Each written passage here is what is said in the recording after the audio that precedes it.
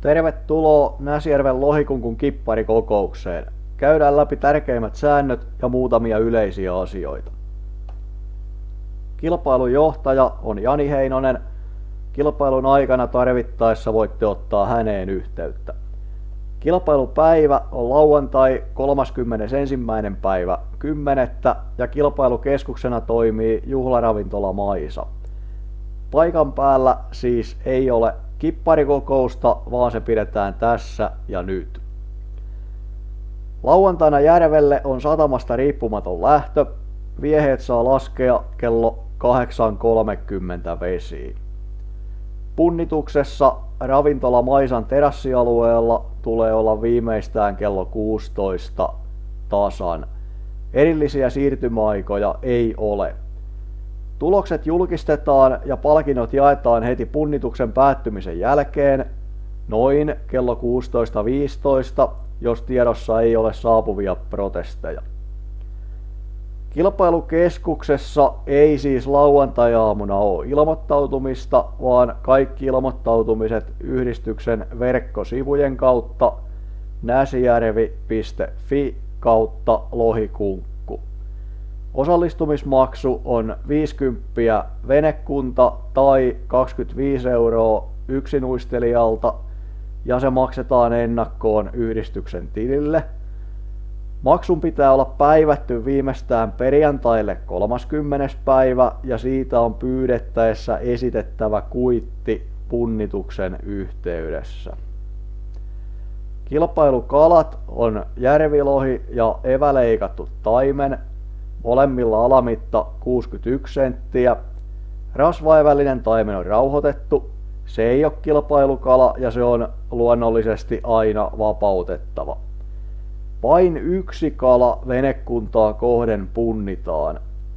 Kalat punnitaan suolistamattomina, eli siis pyöreinä ja verestettyinä tai pistettyinä.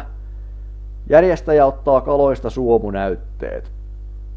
Kalat mitataan ennen punnitusta kiinni puristetun kuonon kärjestä yhteen puristetun pyrstön kärkeen. Ja kilpailun voittaa painavin kilpailumitan täyttävä kala.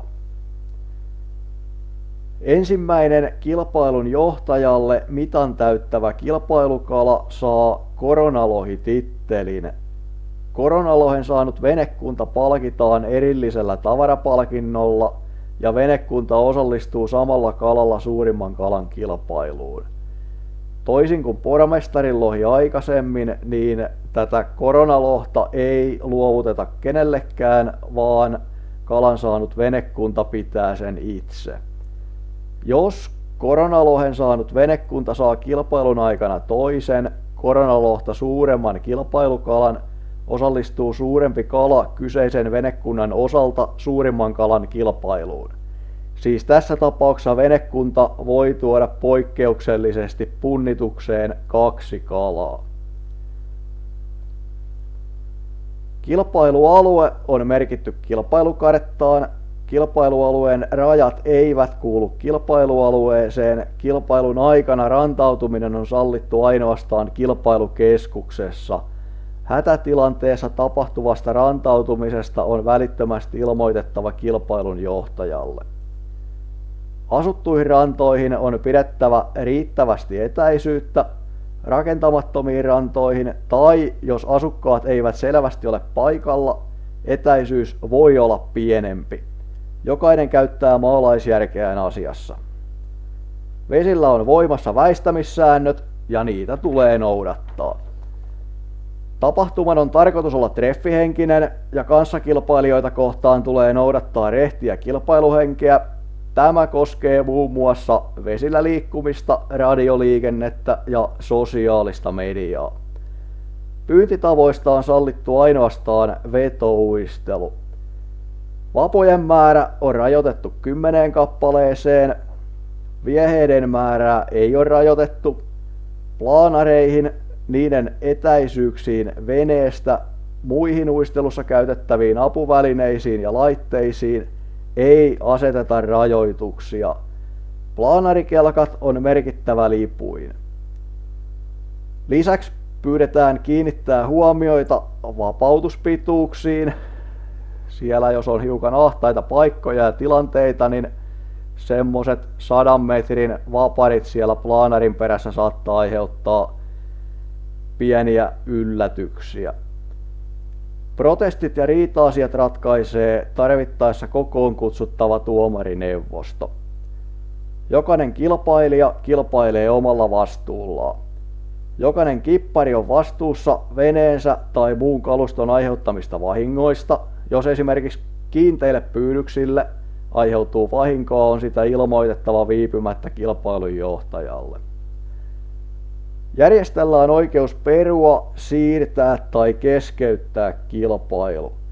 Kilpailun keskeyttämistä harkitaan, jos olosuhteet muuttuu epäsuotuisiksi, eli keli on liian paha. Kilpailun keskeyttämistä päättää kilpailun johtaja. Keskeytyksestä ilmoitetaan venekunnan kipparille puhelimitse.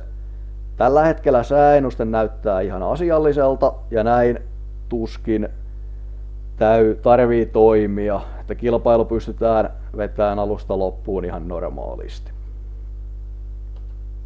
Sitten muutamia yleisiä asioita. Meripelastus päivystää vesillä.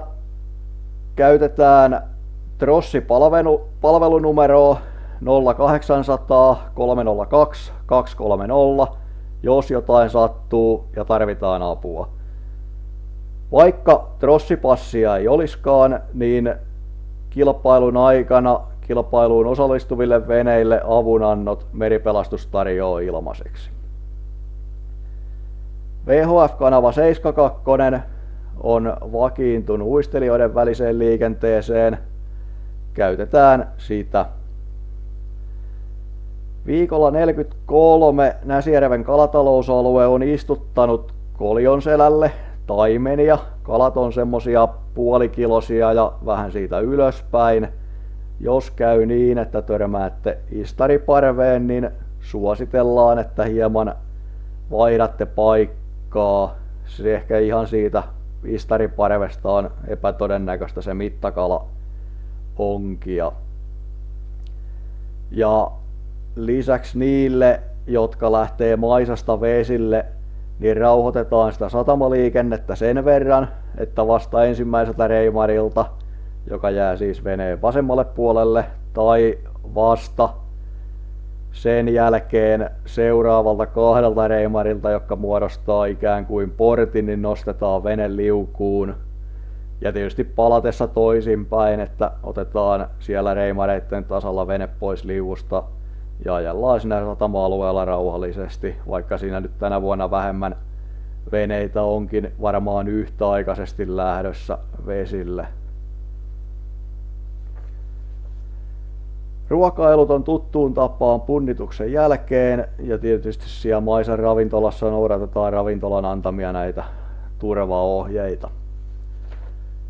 Mulla ei tähän hätään muuta, kun toivottaa tietysti kaikille treffihenkeä ja kireitä siimoja.